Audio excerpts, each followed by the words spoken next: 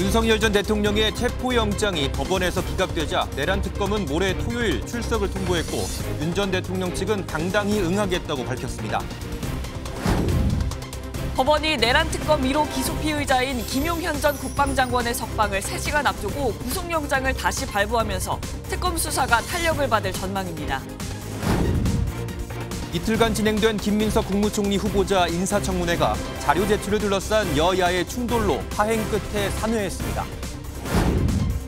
약물 운전 혐의로 입건된 코미디언 이경규 씨가 사건 당일 비틀거리고 추돌 사고까지 내는 모습이 담긴 CCTV를 MBN이 확보했습니다. 시청자 여러분 안녕하십니까? 조은석 내란 특검팀이 윤석열 전 대통령에 대해 청구한 체포영장이 법원에서 기각됐습니다. 피의자가 특검에 출석 요구가 있을 경우 이에 응할 것이라고 밝히고 있다는 이유인데요.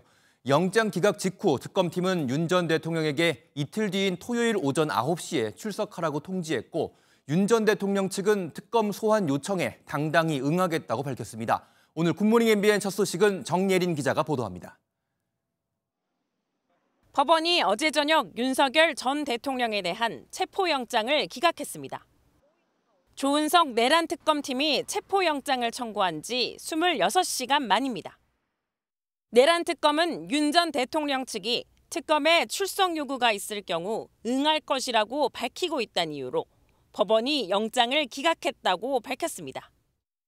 영장 기각 직후 특검팀은 윤 전 대통령 측에 모레 토요일 오전 9시 특검 사무실에 피의자 신분으로 출석하라고 통보했습니다.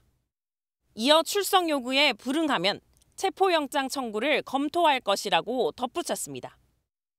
법은 신분이 귀한 자에 아부하지 않는다는 사자성어 법불악위를 언급하며 강한 수사 의지를 나타낸 특검팀은 윤 전 대통령에 대해 출국 금지 조치까지 내린 것으로 확인됐습니다. 조사에 응하지 않은 유일한 사람이고 끌려다니지 않을 예정입니다. 윤 전 대통령 측은 강력 반발했습니다. 소환 날짜를 지정해 언론부터 공지하는 건 특검답지 못하고 너무 졸렬한 행태라는 겁니다. 법률 대리인단은 입장문에서 모레 소환 요청에 당당히 응할 예정이라며 특검 수사가 법률의 테두리 안에서 공정하게 이뤄지길 촉구한다고 밝혔습니다. 지난 18일 수사 개시 이후 속도전을 이어온 내란 특검은 모레 윤 전 대통령을 상대로 고강도 조사를 진행할 것으로 전망됩니다. MBN 뉴스 정예린입니다. 윤 전 대통령 체포영장과는 달리 김용현 전 국방부 장관은 구속이 연장됐습니다. 구속기한을 하루 앞둔 시점인데요. 어제 구속신문에서 김 전 장관 측의 항의가 이어졌지만 재판부는 증거인멸 우려가 있다면서 추가 구속영장을 발부했습니다. 현지호 기자가 보도합니다. 내란 중요임무 종사 혐의로 구속돼 재판을 받고 있는 김용현 전 국방부 장관의 구속 기간이 연장됐습니다. 애초 오늘 0시로 예정돼 있던 구속 기한을 약 3시간 앞두고 다시 구속 결정이 난 겁니다. 구속 심사를 맡았던 재판부는 증거를 인멸할 우려가 있다며 추가 구속영장을 발부했습니다. 내란 특검은 지난 18일 사건을 인계받은 직후 증거인멸 교사 등 혐의로 김 전 장관을 추가 기소했습니다. 비화폰을 내란 범죄에 활용하는 등 사안이 매우 중대하다며 구속영장도 다시 청구했습니다. 지난 23일 열린 구속신문은 김 전 장관 측에 재판부 기피 신청이 접수된 뒤 중단됐고 어제 다시 열린 신문에서도 항의와 반발은 계속됐습니다.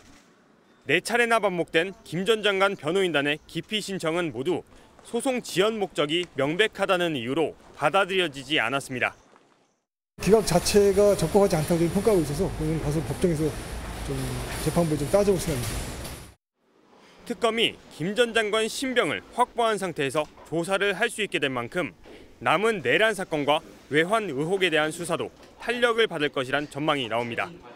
김 전 장관은 12.3 비상계엄 선포에 앞서 무인기 침투 등 방법으로 북한의 공격을 유도해 전쟁을 일으키려 했다는 의혹을 받고 있습니다. MBN 뉴스 현지호입니다. 임성근 전 해병대 사단장의 구명 로비 의혹과 관련해 김건희 여사가 관련됐는지 들여다보고 있는 김건희, 최해병 두 특검이 함께 수사에 뛰어든 것으로 확인됐습니다. 공수처에 동시에 기록을 보내달라고 한 건데 중복 수사 논란이 예상되는 만큼 정리가 필요하다는 지적입니다. 박은채 기자가 단독 취재했습니다. 구명로비 의혹은 최혜병 사망 사건 이후 전직 해병 모임의 이종호 씨가 임성근 전 사단장의 구명을 김건희 여사에게 요청했다는 내용입니다. 투자자문사 대표를 지낸 이 씨는 도이치모터스 주가 조작 사건에서 김 여사의 계좌를 관리한 인물로 지목됩니다. 임 사단장이 사표를 낸다 그래가지고 전화 왔더라고. 그래가지고 내가 절대 사표 내지 마라. 내가 VIP한테 얘기를 하겠다. 원래 그거 별 3개 달아주려고 했던 거잖아. 공수처는 지난해부터 통화 기록 등을 확보해 구명로비 의혹을 수사해왔습니다. 그런데 MBN 취재 결과 김건희 특검과 최혜병 특검이 확보된 증거를 포함해 구명로비 관련 수사 기록을 동시에 요청한 걸로 확인됐습니다. 두 특검이 같은 사건을 동시에 수사하겠다고 나선 건데 수사 기록 원본이 하나뿐이라 공수처는 수사 기록을 일일이 복사해 기록 이첩을 진행 중인 걸로 파악됐습니다. 이런 상황이 벌어진 건 김건희 특검법과 최혜병 특검법 모두 구명로비 의혹을 포함하고 있기 때문입니다. 최혜병 특검은 구명로비 의혹 수사 의지를 명확히 밝히기도 했습니다. 구명로비 의혹 관련해서 김건희 여사가 이제 관련돼 있는데 또 소환을 할 예정이신가요? 만약에 필요성이 있으면 해야죠. 네. MBN 취재 결과 김건희 특검 안에서도 중복 수사 우려를 인식하고 있는 걸로 파악됐습니다. 앞서 윤석열 전 대통령 수사 당시 검찰, 경찰, 공수처 간 중복 수사 논란을 재현하지 않으려면 특검 간 협의가 필요하다는 지적이 나옵니다. MBN 뉴스 박은채입니다. 이재명 대통령이 취임 후 처음으로 호남을 찾았습니다. 이 대통령은 광주공항 이전 문제를 두고 허심탄회하게 토론하자면서 다양한 의견을 듣고 나선 대통령실의 TF팀을 구성해 문제 해결을 주관하겠다고 약속했습니다. 표선우 기자가 보도합니다. 이재명 대통령이 광주 시민, 전남도민과 타운홀 미팅을 열었습니다. 시급한 지역 현안을 직접 듣기 위한 첫 행보로 호남을 선택한 겁니다. 들어올 때 보니까 저한테 막 고함 치는 분이 있던데 들어오라고 하시죠. 처음에 이렇게 제안을 했더라고요, 이 숫자를. 그래서 그러지 말고 오시고 싶은 분들 다 오셔서. 이 지역 최대 현안인 광주공항 무한 이전 문제에 대해 이해관계자들과 질의응답을 이어갔습니다. 40분가량 경청한 이 대통령은 서로 불신이 있다며 국가에서 책임지겠다고 말했습니다. 정부에서 이걸 주관을 좀 하도록 하겠습니다. 대통령실에서 TF팀을 만들고요. 최대한 빨리 속도 있게 실제 조사도 좀 하고 이 주민들도 좀 참여시키든지 좀. 후보 시절 공약한 국가 지원과 대통령실 직접 갈등 조정 등을 실행하려는 의지로 보입니다. 대통령실 관계자는 당장 해결하지 못하더라도 지역 민원을 회피 않고 돌파하겠다는 의지라고 설명했습니다. 사법시험 부활과 관련해선 로스쿨 제도가 음서제가 되는 것 아니냐는 걱정을 했다면서 조심스럽게 가능성을 열어뒀습니다. 앞서 이 대통령은 김혜경 여사와 함께 전남 고흥군 국립소록도병원도 방문했습니다. 한센인 원생들을 만나 이 대통령은 사회적 편견이 없어져야 한다며 위로를 전했습니다. MBN 뉴스 표선우입니다. 어제 김민석 국무총리 후보자에 대한 마지막 날 인사청문회가 여야의 극한 대립 끝에 파행으로 막을 내렸습니다. 국민의힘은 김 후보자가 자료를 제대로 제출하지 않았다며 오후부터 청문회에 불참했고 민주당은 야당이 정쟁용 의혹 제기만 반복하고 있다 비판했습니다. 여야 합의에 따른 청문 보고서 채택은 어려워진 상황입니다. 김현 기자가 보도합니다. 청문회 시작부터 야당과 김민석 후보자는 자료 제출 문제로 거칠게 부딪혔습니다. 후보자는 우리 인사청문회 자체를 지금 능멸하고 있습니다. 지금 이 시간까지 한 건도 안 들어오고 있어요. 저는 내야 할 것은 다 내고 털릴 만큼 털렸다 이렇게 생각을 합니다. 전임 총리들이 제출한 규정에 따른 부분은 다 제출을 했고요. 국민의힘은 김 후보자가 약속한 자료들을 제출하지 않았다며 오후부터 청문회 참석을 거부했고 김민석 후보자는 사실상 자료 제출을 거부하고 이 청문회를 보이콧하려고 하는 생각을 갖고 있기 때문에 이대로는 더 이상 진행할 수 없다.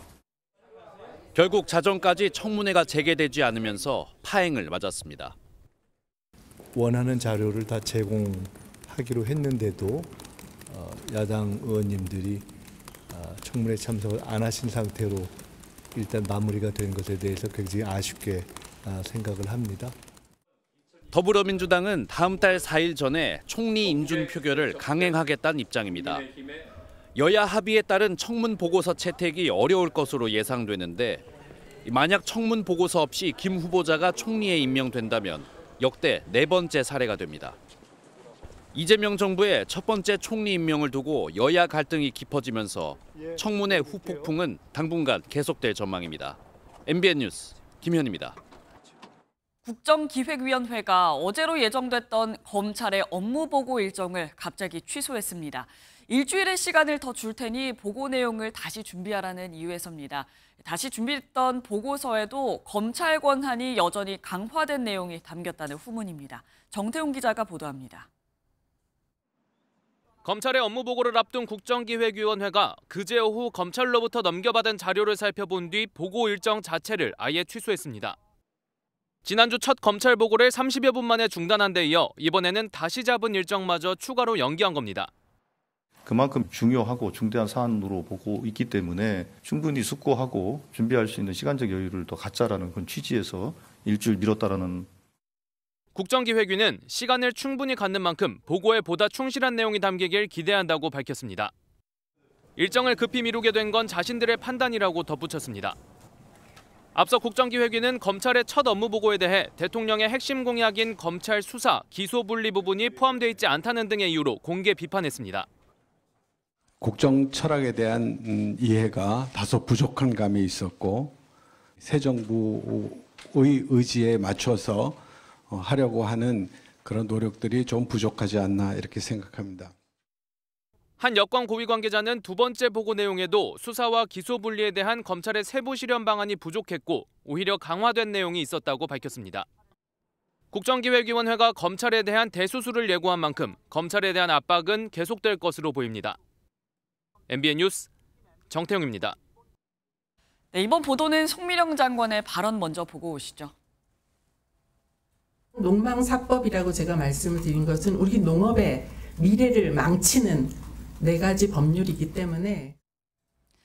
네, 이재명 정부에서 유일하게 유임된 송미령 농림축산식품부 장관이 어제 국회에서 농업사법을 농망법, 농업을 망치는 법이라고 발언한 데에 대해 공식 사과했습니다. 여당은 지난 정부 때와는 다른 역할을 주문했고 야당은 자진 사퇴를 촉구했습니다. 김지영 기자가 보도합니다. 추경 심사를 위해 열린 국회 농해수위 전체 회의는 유임된 송미령 농림축산식품부 장관 거취 문제가 화두였습니다. 대통령 결단인 만큼 여당은 비판 대신 송 장관의 역할을 강조했습니다. 대통령님의 큰 뜻이 있다고 봅니다. 다만 장관님의 역할이 더 중요해졌다 이렇게 보여집니다. 주요 입법과제, 정책과제에 대한 재검토 이런 것이 좀 저는 적극 필요하다. 송 장관은 농망법 발언을 사과하며 양곡법 등 자신이 반대했던 법안 추진 가능성을 내비쳤습니다. 절실함의 표현이 좀 거친 표현으로 된 것에 대해서는 그 사과 말씀을 드린다라는 그동안 그 쟁점이 되었던 우리 법안이나 정책에 대해서 전향적으로 그 검토하겠다. 야당은 기회주의자라고 질타했습니다. 대통령 설득하시겠습니까? 설득도 못하고 소신도 버리면서까지 소신을 다시 버리지 법 않습니다. 개정 추진하시겠다 그러면 사퇴하시는 게 맞는 것 같습니다. 아니요. 장관 자리가 뭐 그렇게 좋은 자리인지 참 그렇습니다. 정권에 따라서 바뀌는 장관을 누가 어떻게 믿고 신뢰하겠습니까? 송 장관도 물러서지 않았습니다. 제 입장은 바뀌지 않았습니다. 희망법으로 만들겠습니다, 의원님. 송 장관은 마지막 날까지 최선을 다하겠다며 사퇴를 거부했습니다. MBN 뉴스 김지영입니다. 이재명 대통령의 후속 장관 인선이 이르면 이번 주 중에 발표될 것으로 예상됩니다. 특히 개혁 대상인 기획재정부, 법무부 등 핵심 부처에 대해 검증을 마치고 후보자 내정 단계인 것으로 알려졌습니다. 보도에 서남비 기자입니다. 이재명 대통령은 지난 23일 한 번에 장관 후보자 11명을 지명했습니다. 이제 남은 건 8개 부처 장관 자리입니다. 경제부처는 기획재정부, 산업통상자원부, 국토교통부, 사회부처는 법무부, 행정안전부 등입니다. 이 가운데 강도 높은 개혁이 예고된 기재부와 법무부 장관 인선에 관심이 쏠립니다. 이 대통령은 대선 당시 기재부에서 예산 기능을 떼어내는 대수술을 공약했고 법무부는 검찰과 법원 개혁 과제를 안고 있습니다. 기재부와 법무부 같은 일부 부처는 이르면 이번 주 발표 가능성이 있습니다. 대통령실 고위 관계자는 법무부 장관은 이미 검증 작업을 마치고 내정자에게 통보까지 이루어진 단계라고 말했습니다. 검찰개혁을 주장해온 이진국 아주대 로스쿨 교수는 민정수석실 사법제도 비서관에 내정됐습니다. 오광수 전 민정수석의 낙마로 공석이 된 자리에는 개혁 성향이 강한 검사 출신의 법조인을 찾고 있는 것으로 알려졌습니다. MBN 뉴스 서남희입니다. 병사들의 진급이 자동으로 이루어지던 기존 방식의 변화를 주려 했던 국방부의 계획이 잠정 보류됐습니다. 진급 심사를 강화해 성과에 따라 차등을 두겠다는 취지였지만 병사 간 형평성 문제와 사기 저하에 대한 우려가 커지면서 재검토에 들어간 겁니다. 손성민 기자가 보도합니다.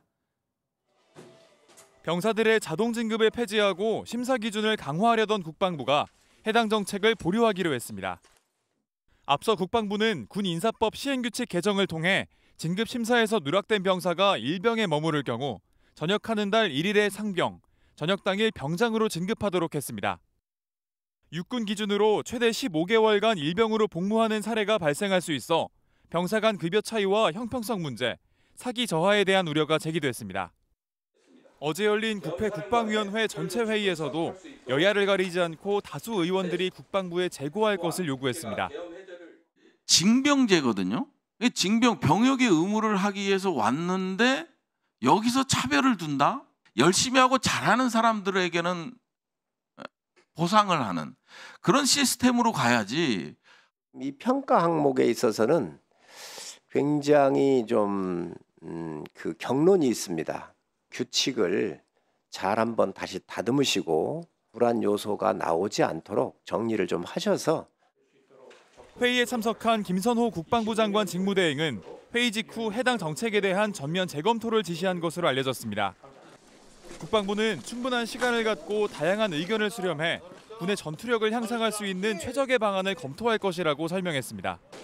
MBN 뉴스 손성민입니다. 경찰이 코미디언 이경규 씨를 약물 운전 혐의로 입건하고 정식 수사에 착수했습니다. 이 씨 측은 혐의를 인정했는데 당시 관련 정황이 담긴 CCTV를 MBN이 확보했습니다. 혐의를 인정한 이 씨는 진심으로 죄송하다면서 고개를 숙였습니다. 심동욱 기자가 보도합니다. 지난 8일 서울 강남구의 한 골목길에 코미디언 이경규 씨가 차량을 세웁니다.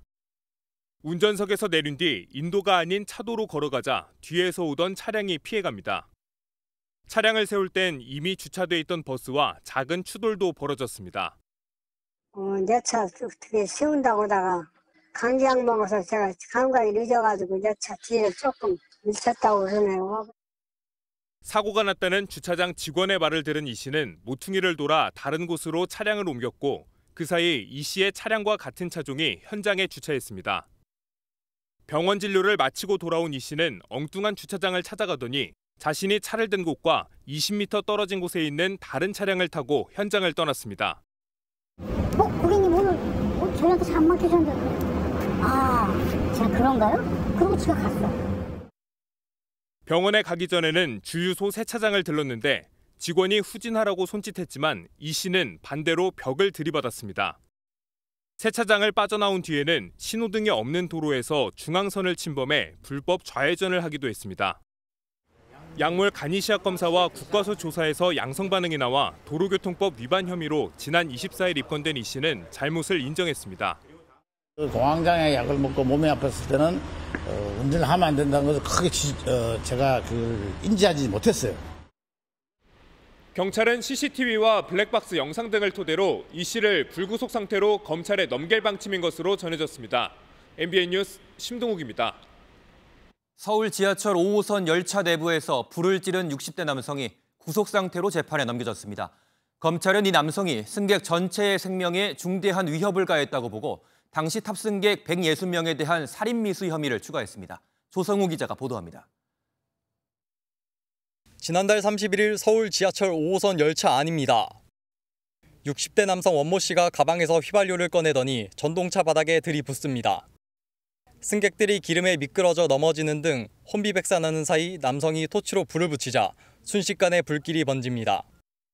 바로 옆 열차 객실로 승객들이 대피했는데 불과 30초 만에 검은 연기로 뒤덮입니다. 갑자기 불이 확 나면서 검은색 연기 꽉 차서 제가 놀라고 앞으로 도망가다가 그래서 이제 사람들 넘어지면서 부딪히고. 검찰 수사 결과 원 씨는 범행 열흘 전 주유소에서 휘발유를 구입하고 전 재산도 미리 처분한 것으로 밝혀졌습니다. 원 씨는 범행 하루 전 휘발유를 들고 이곳 지하철 4호선 회원역 등 11개 역사를 탐문했던 것으로 조사됐는데요. 검찰은 치밀한 계획범죄로 판단했습니다. 검찰은 원 씨가 이혼 소송 결과로 품게 된 불만을 불특정 다수에게 표출한 범죄라고 결론 내렸습니다. 그 이혼 소송 관련해서 불만이 있었다는 그거 공론화하시려던 거? 네, 맞아요. 검찰은 원 씨의 범행이 당시 탑승객 160명의 생명에 큰 위협을 가했다고 보고 기존 현존 전차 방화 치상 혐의에 살인미수 혐의도 더해 재판에 넘겼습니다. MBN 뉴스 조성우입니다. 실제 총포와 매우 비슷해 보이는 가짜 총, 모의 총포는 허가 없이 소지만 해도 불법입니다. 이런 모의 총포를 수입해 쇼핑몰 사이트와 중고거래 플랫폼에서 판매한 이들이 경찰에 붙잡혔습니다. 황지원 기자의 보도입니다. 경찰 수사관들이 들이닥친 사무실 곳곳에 소총부터 권총까지 총기 여러 정이 보입니다. 실제 총포와 겉모습이 유사한 불법 모의 총포입니다. 본인 맞으세요? 저희 압수영장 집행하려고 왔어요. 중고거래 플랫폼에서 모의 총포를 판매한 50대 남성과 중국에서 모의 총포를 들여와 유통시킨 업체 대표 등이 최근 경찰에 붙잡혔습니다. 경찰은 업체와 개인 판매자로부터 모의 총포 820정을 압수했는데 무려 2억 원 상당입니다. 모의 총기의 법적 기준치는 1m 거리에서 A4 용지 5장을 관통하는 수준인데 일부 제품은 무려 7배의 파괴력을 지닌 걸로 나타났습니다. 실제로 가짜 총에서 발사된 총알은 유리잔과 캔도 쉽게 관통할 수 있는 위력으로 사람이나 동물에게 쏘면 큰 부상을 입힐 수 있습니다. 모의 총포는 실제 총기와 매우 유사한 불법 총포를 의미하는데 색깔이 있는 칼라 파트가 없거나 법이 정한 기준을 넘는 위력을 발휘하면 불법입니다. 이런 총포는 소지만 해도 불법이고 공공장소에서 가지고 있으면 공공장소 흉기 소지죄로 가중처벌될 수 있습니다. 경찰은 모의 총포의 정확한 판매 규모와 추가 유통 경로를 파악하는 한편 구입해간 사람들의 뒤도 쫓을 예정입니다. MBN 뉴스 황지원입니다. 아파트 지하주차장에서 충전하던 전기차에 불이 나는 사고가 또 발생했습니다. 최근 5년 사이 전기차 화재는 10배 넘게 늘었지만 대부분은 왜 불이 났는지도 모른 채 끝나고 있습니다. 윤길환 기자입니다. 아파트 지하주차장에 세워둔 전기차에서 검은 연기가 피어오릅니다. 관리사무소 직원이 차로 다가가는 순간 폭발과 함께 시뻘건 불길이 솟아오릅니다. 차주의 빠른 신고로 10분 만에 진화됐지만 주민 75명이 대피하고 2명이 엘리베이터에 고립돼 구조되는 소동이 벌어졌습니다. 있는 힘까지 그냥 다해서 뛰어왔더니 오면서 넘어지면서 이 무릎팍도 막 아주 까져갖고 퉁퉁 부었어요. 불이 난 전기차입니다. 뒷부분이 특히 심하게 탔는데요. 차량을 지상으로 옮긴 소방당국은 소화 수조를 설치하고 진화를 마무리했습니다. 타버린 차량은 2020년에 생산한 소형 전기차로 그제 밤부터 충전 중이었습니다.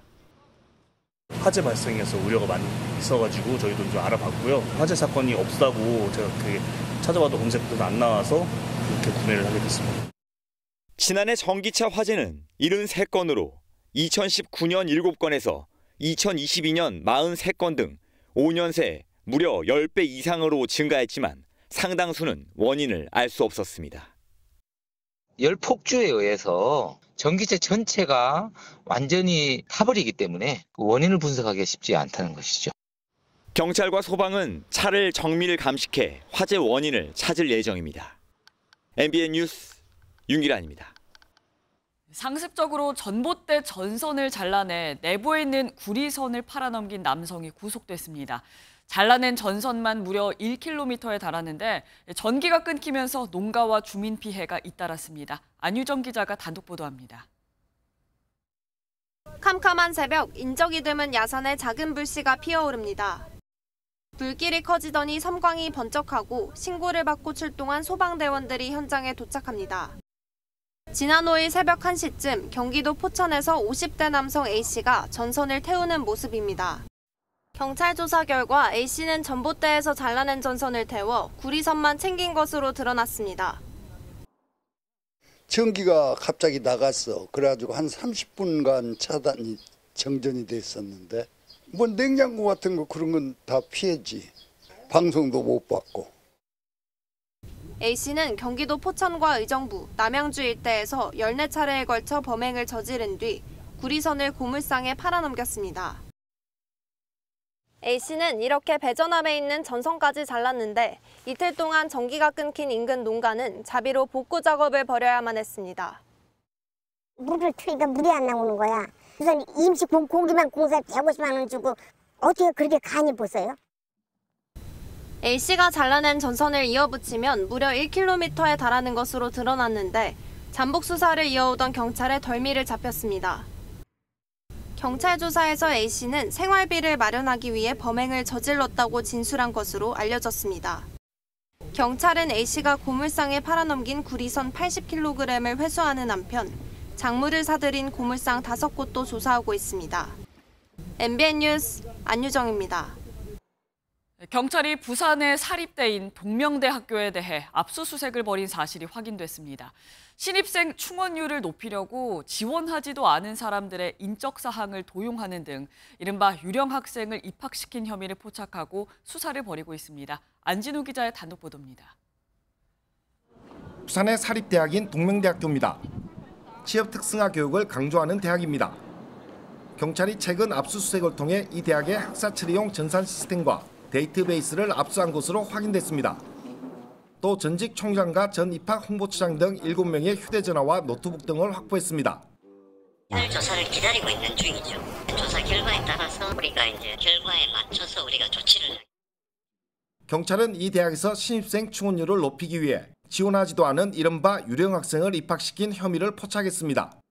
인적 사항을 도용해 허위로 입학 지원 서류를 작성하는 등 신입생 충원율을 부풀린 것으로 보고 수사를 벌이고 있습니다. 또 특정 학생을 제적하거나 자퇴한 학생을 다시 신입생으로 등록시킨 정황도 발견한 것으로 알려졌습니다. 학과를 살리기 위해서 알못이면 승진을 해줘. 경찰은 이런 수법으로 신입생 충원율을 높인 뒤 국가 장학금을 수령하고 정부의 재정 지원까지 받은 것으로 판단하고 있습니다. 경찰은 압수물 분석이 끝나는 대로 대학 관계자 등을 소환해 구체적인 혐의를 밝힐 계획입니다. MBN 뉴스 안진우입니다.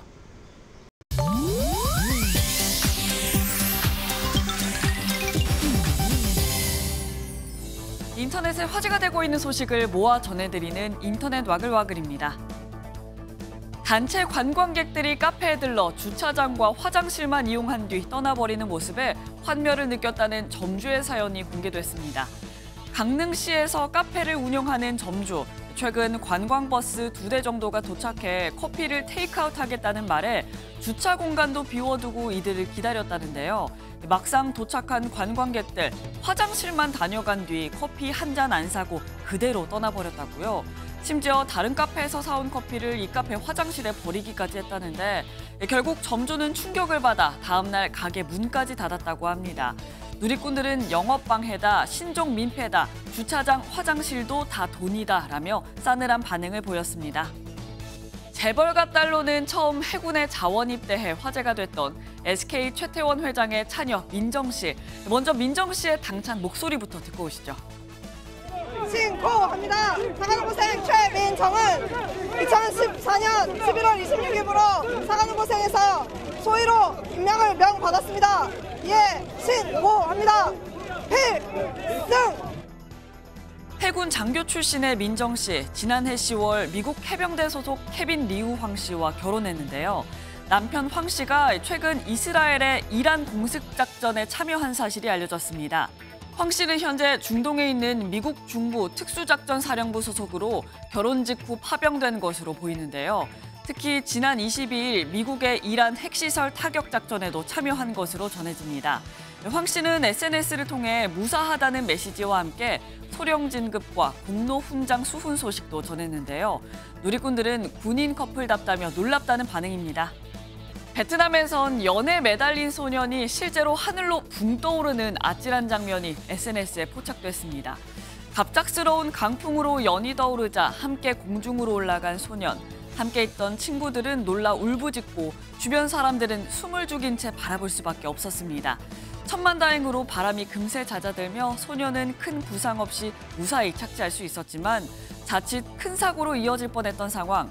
영상을 본 누리꾼들은 심장이 멎을 뻔했다. 아이들 근처에서는 연 날릴 때 조심해야 한다. 강풍주의 안내나 안전장치가 필요하다는 반응을 보였습니다. 지금까지 인터넷 와글와글이었습니다. 번식철을 맞아 큰부리 까마귀가 행인의 머리를 공격하는 사례가 잇따르고 있습니다.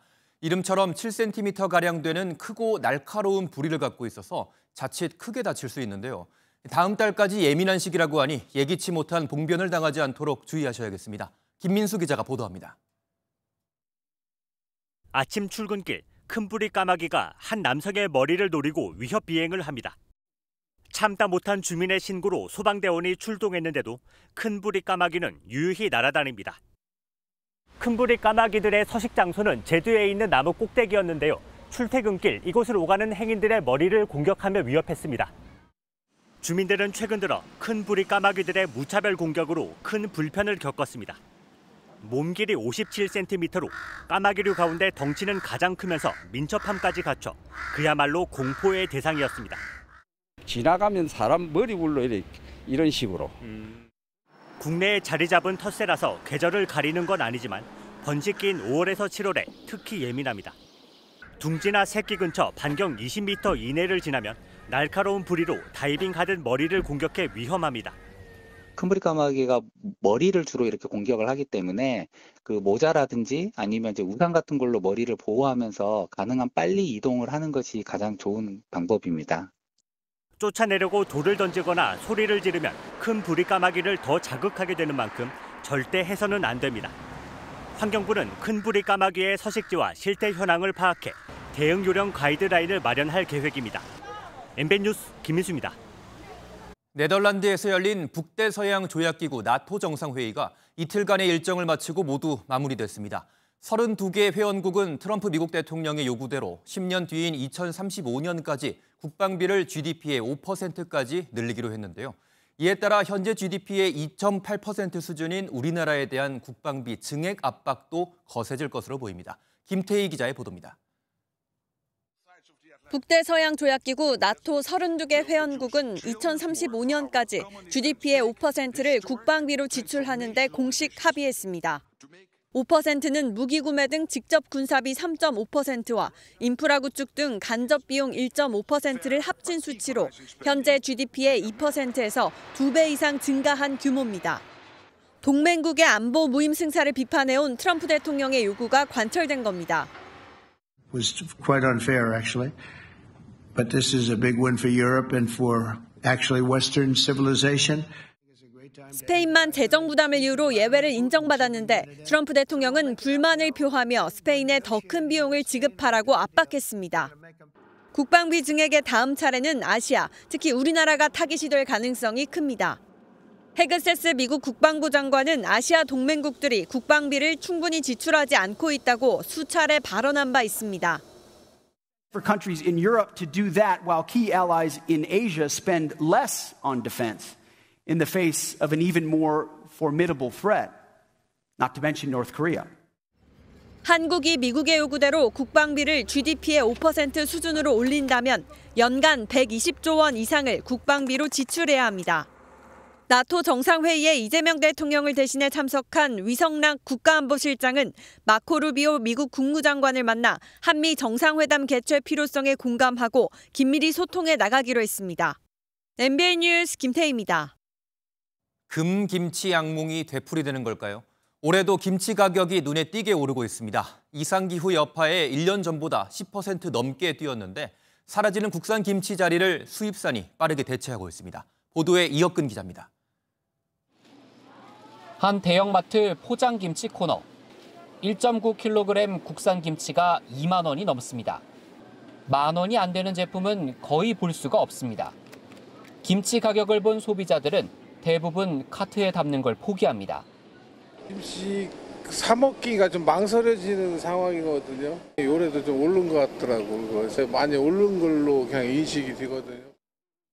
지난달 김치 가격은 작년보다 13%나 올랐습니다.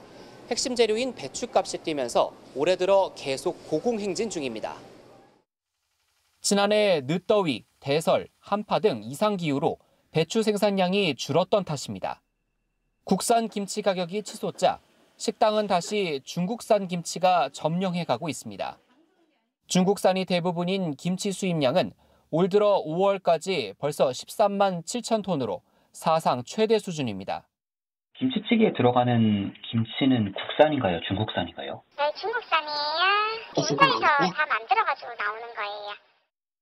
설상가상 올해 여름 배추 생산량도 평년보다 25%가량 적을 것으로 예측돼 고공행진 중인 김치 가격이 물가를 자극할 수 있다는 우려가 나옵니다. MBN 뉴스 이혁근입니다.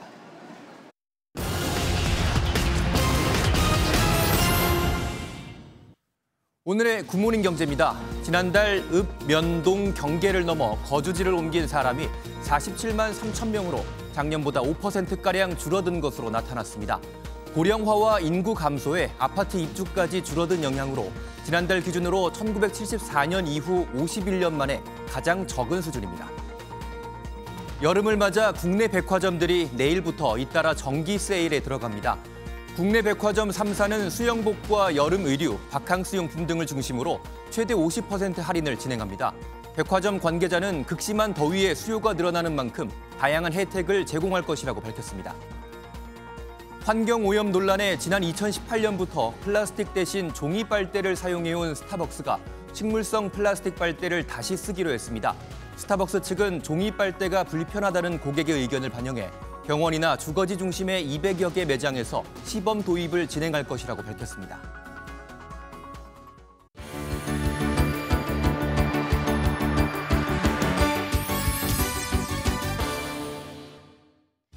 굿모닝 월드입니다. 최근 중국 남부에는 일주일째 폭우가 이어지면서 30년 만에 극심한 물난리가 났다는데요. 계곡 위 200m 높이의 도로가 끊어져 운전자가 고립되는 상황까지 벌어졌습니다. 그 아슬아슬했던 현장으로 가보시죠. 도로에 큰 화물 트럭이 멈춰 있습니다. 그런데 자세히 보니 트럭 앞부분은 허공에 떠 있고 운전석엔 사람이 있습니다. 현재 시각으로 지난 24일 중국 구이저우성 산두현에서 일주일째 이어진 폭우로 산사태가 나 계곡 위 200m 높이의 고가차도가 무너졌는데요. 이 도로를 지나던 트럭이 무너진 가장자리에 극적으로 매달리면서 운전자는 마음 졸이며 구조대를 기다렸다고 합니다. 1시간가량 기다린 끝에 무사히 구조됐다는데 정말 구사일생으로 살았다는 표현이 맞을 것 같네요. 그런가 하면 미국 중부와 동부에는 40도에 육박하는 폭염이 계속되고 있다는데요. 더위에 지친 동물을 위해 동물원에서 다양한 대책을 마련했다고 합니다. 동물들의 각양각색 여름나기 방법을 소개합니다. 검은 곰이 코를 박고 먹는 이것, 무더위를 식힐 수 있도록 곱게 간 얼음입니다. 고릴라는 나무에 매달린 빨간색 열매를 두 손으로 야무지게 잡고 먹는데요. 실은 주스와 허브 등을 섞어 만든 아이스 캔디입니다. 여기 수달 한 마리는 간식을 넣어 얼린 공에 푹 빠진 모양이네요. 최근 미국 중부와 동부의 무더위가 이어지면서 시카고와 필라델피아의 동물원에서 동물들을 위해 준비한 건데요. 사육사들의 고민과 정성에 힘입어 이 더위 잘 이겨냈으면 좋겠네요. 그동안 알려진 적 없던 새로운 종의 공룡 화석이 드디어 공개됐습니다. 영화로도 흔히 알려진 쥐라기에 살았던 공룡이라는데요. 영상으로 확인해 보시죠.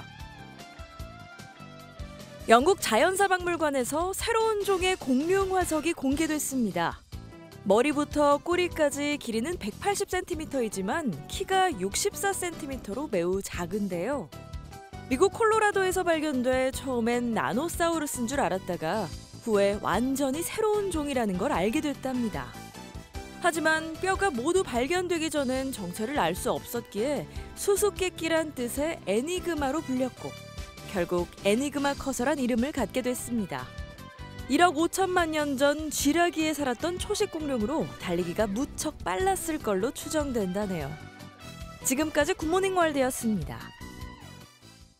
우리 아이가 다니는 학교 건물이 안전에 취약하다면 그 불안함이 오죽할까요?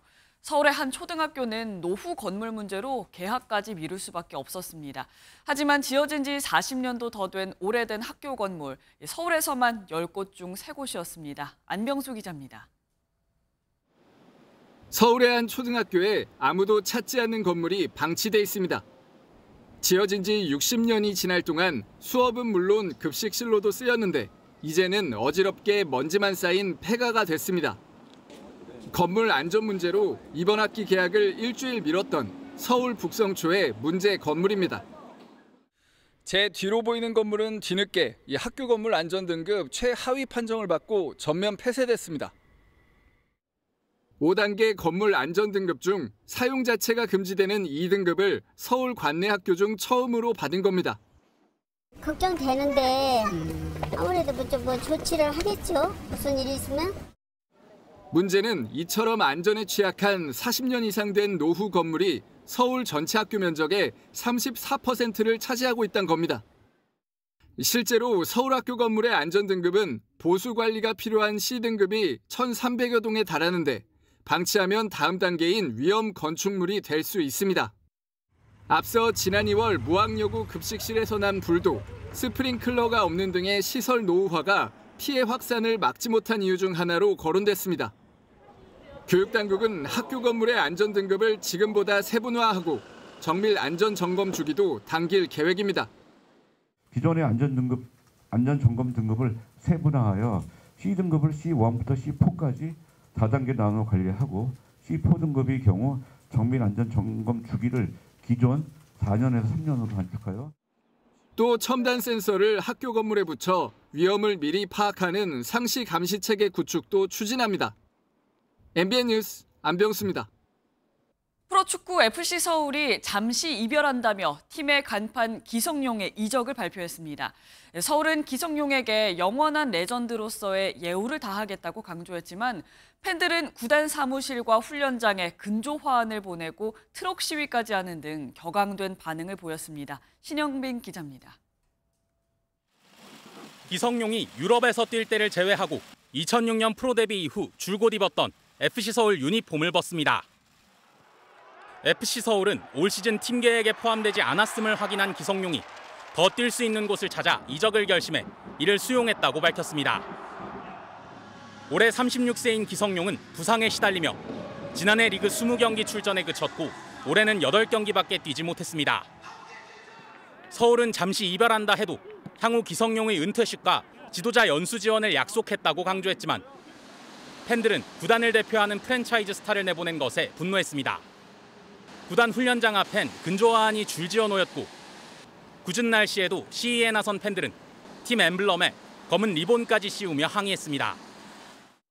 그래서 서울 팬들은 사실 기성용을 FC 서울과 동일시 여기고 있고 FC 서울은 기성용입니다. 박주영, 고요한, 오스마르 선수도 저희 팀의 레전드지만 저희 팀에서 은퇴식을 시켜주지 못했습니다. 기성용 선수만큼은 저희가 꼭 지키고 싶었는데 모기업 본사 앞에선 트럭 시위까지 벌어졌고 FC 서울 공식 서포터즈 수호 씨는 이적 과정과 감독의 입장을 명확히 설명하라고 구단을 압박했습니다. 팀을 떠나기에 앞서 훈련장의 모습을 드러낸 기성용은 내부에서 나에 대한 믿음이 없다면 그것이 구단을 떠나야 하는 가장 큰 이유일 것 같다며 서운한 마음을 감추지 않았습니다. FC 서울은 오는 29일 포항 스틸러스와 K리그 21라운드 경기를 치르는데 기성용은 포항 입단 절차를 밟는 것으로 알려졌습니다. MBN 뉴스 신영빈입니다. 가성비와 품질을 한꺼번에 잡으며 대륙의 실수로 불리는 샤오미가 서울 여의도에 첫 오프라인 매장을 열었습니다. 올해 초에는 중국 전기차 업체 BYD도 한국 대리점을 개설했는데요.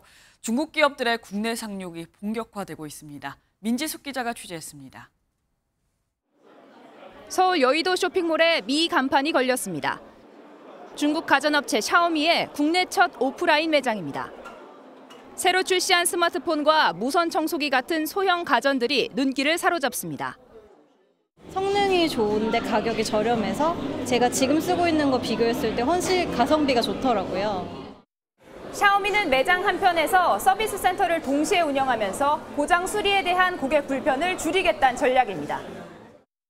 그동안 온라인 판매에 집중했던 샤오미는 서울을 시작으로 전국으로 직영 매장을 늘려갈 예정입니다. 在门店里面提供售后，我刚刚说了，以及我们要开设专门的线下店呢，这是我们迈出在这方面做出努力的迈出的刚刚的第一步。 중국 전기차 업체 비아디는 한국 대리점 개설 2달 만에 1,000대가 넘는 판매고를 올렸고 알리익스프레스와 테무 등 시커머스 업체들도 한국에 법인을 세우고 점유율을 높여가고 있습니다. 온오프라인을 통해서 전체적으로 매출을 더 확대할 수 있고 신뢰를 얻을 수 있기 때문에 아무래도 그 오프라인 매장 전략이 앞으로도 좀 더 공격적으로 진행되지 않을까. 중국 2위 완성차 업체 지리자동차와 중국판 아마존으로 불리는 징둥도 한국 상륙을 앞둔 상황. 온라인을 넘어 오프라인으로 영역을 확장하는 중국 기업들의 국내 시장 공략은 앞으로도 가속화될 전망입니다. MBN 뉴스 민지숙입니다. 오늘은 비가 그치고 다시 무더워지겠습니다. 어제 22.1도에 그쳤던 서울은 오늘 27도까지 오르겠고요. 경주의 한낮 기온은 30도. 기온은 갈수록 더 올라서 오는 주말에는 33도 안팎의 불볕더위가 찾아오겠습니다. 오늘 전국이 흐린 가운데 서울을 비롯한 중부 내륙으로는 오전까지 비가 조금 내리겠습니다. 오후 한때 강원 내륙과 산지에는 소나기가 오는 곳이 있겠습니다.